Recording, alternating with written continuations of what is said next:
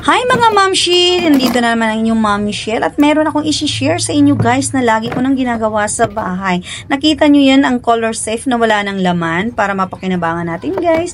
Gawin natin yung kapakikinabang dito sa aking flower pot. Yun ang flower pot ko pala guys ay nagluma na, kaya para maiba naman at magkaroon ng magandang kulay, naisip ko tong empty na color set.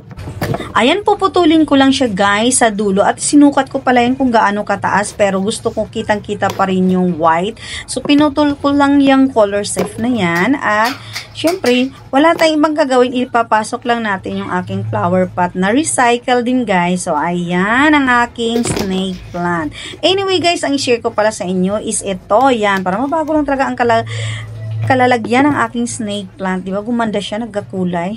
Sure, nagkakulay.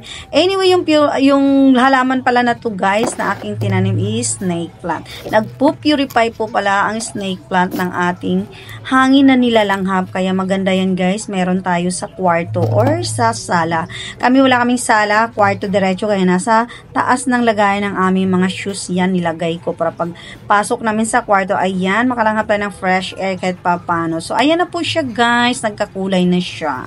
Papakita ko pala sa inyo kung paano ko tinanim itong snake plant na ito.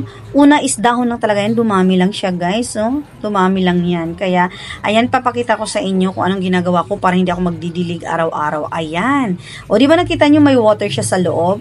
Binaliktad ko lang po yung putol niyang ginawa kong flower pot na yan guys. Ayan, o diba nakita nyo?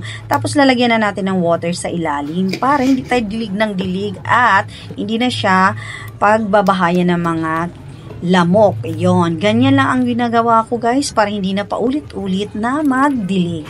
So yan lang ang share ko sa inyo at sana makuhanan nyo ng mapulutan nyo pala ng lesson.